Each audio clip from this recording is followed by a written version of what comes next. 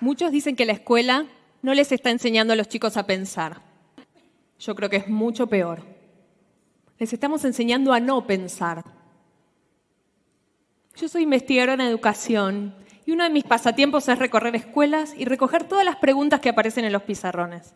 Me encantan los pizarrones porque son como una manera de meterme como una espía un ratito a lo que pasa en el aula. Son una gran ventana a lo que está pasando.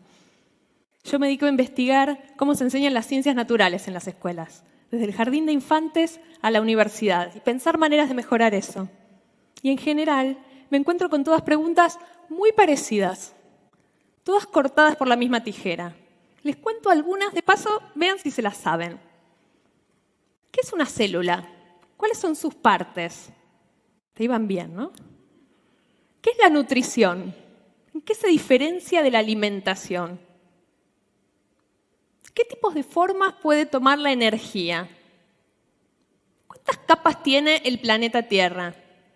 A ver, con esta los mato. ¿Qué dice la primera ley de Newton? Y esta última, pongo plata, apuesto a que todo el mundo alguna vez la estudió en la escuela y que muy poquitos me la podrían responder hoy. ¿Cuáles son las fases de la mitosis? Horror, ¿no? ¿Qué tienen en común todas estas preguntas? Son preguntas fácticas. Son preguntas que se responden con un dato, con un hecho, con una definición. Son preguntas cuya respuesta busco en un libro, la copio, aunque no la haya entendido del todo. Me la olvido mañana, si quiero. ¿Está mal que estén estas preguntas en los pizarrones? Yo no creo que esté mal. De hecho, está bien. Queremos que los chicos salgan de la escuela sabiendo que es una célula, sabiendo que de distintas formas puede adoptar la energía. El problema no es que estas preguntas estén en los pizarrones. El problema es que estas son las únicas preguntas que están en nuestros pizarrones. Les voy a mostrar un ejemplo de mi pizarrón favorito. Miren el extremo ya. Yo les leo, que está chiquito. Dice, con ayuda del libro, además, respondan el siguiente cuestionario. Pregunta A. ¿Las células intervienen en el proceso de crecimiento? ¿Cuál es la respuesta a esa pregunta?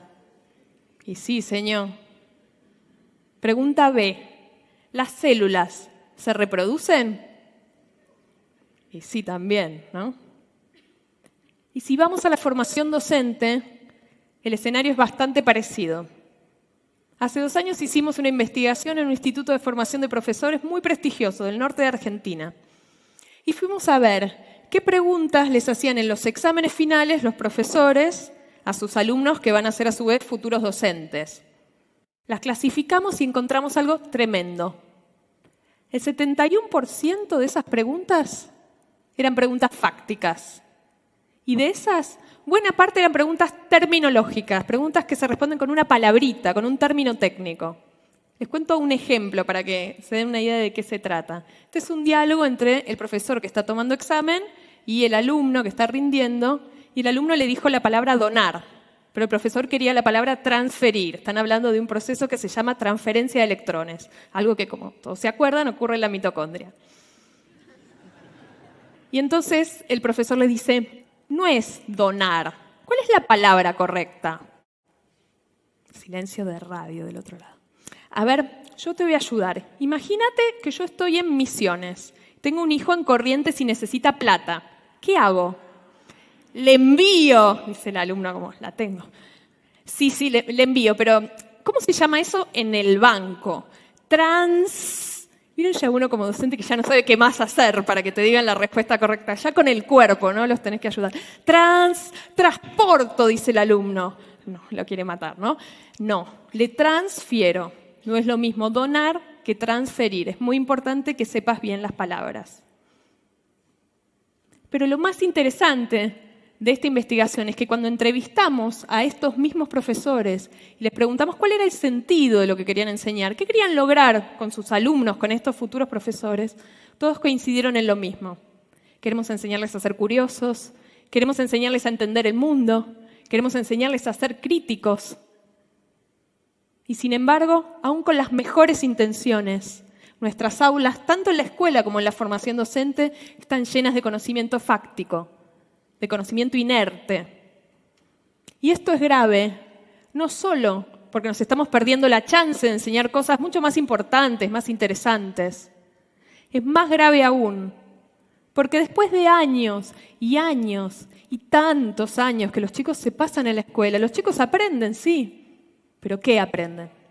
Aprenden que aprender es repetir, incluso sin entender del todo, que aprenden a recitar y aprenden que aprender es una actividad desapasionada, algo que hacemos para otros, no para nosotros mismos.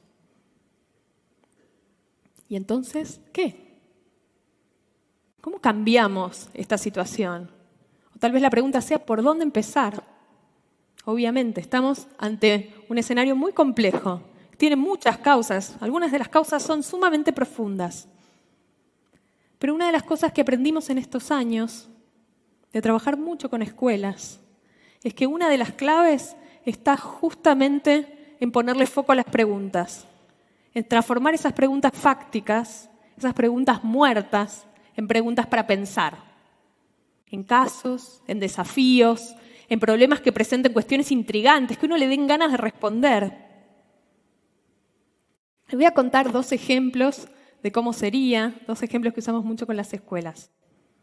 El primer ejemplo es una pregunta clásica de la escuela primaria, pregunta fáctica si las hay. ¿Cuáles son las características de los seres vivos? Y ahí todos aprendimos a repetir como loro. Voy a ver si me ayudan. Los seres vivos nacen, crecen, se reproducen y finalmente... Muy bien, todos han ido a la escuela acá, genial. Esto lo dicen los libros de primer grado. Cuando los chicos son más grandes les decimos medio que lo mismo, solo que agregamos un par de viñetas más. Por ejemplo, los seres vivos tienen células, respiran, responden al medio. Miren cómo sería una pregunta para pensar sobre esta misma idea de que los seres vivos tienen ciertas características en común que los definen. Resulta que ayer estaba cocinando pan en casa. Estaba cocinando y de repente me di cuenta que, me faltaba la levadura. Y me fui al súper a comprar levadura nueva. Agarré de la heladera. Cuando estaba en la cola para pagar, una señora me miró y me dijo, medio en secreto, me dijo, hey, cuídala mucho a esa levadura, no se te vaya a morir. Yo la miré, mirá que la levadura es un ser vivo. Yo la miré y le dije, señora, discúlpeme, ¿usted tiene algún problema? ¿Cómo esta levadura, esta pastita que tengo acá, va a ser un ser vivo? Esto no se parece a ningún ser vivo que yo conozca. Y me fui. Pagué primero y me fui. Y mientras iba caminando a casa me quedé pensando, si la señora tuviera razón, ¿cómo podría yo averiguar si esta levadura es o no es un ser vivo? Fíjense cómo ahora ya los seres vivos nacen, crecen, se reproducen y mueren, no sirve más, no alcanza para responder esta pregunta. Ahora hay que pensar.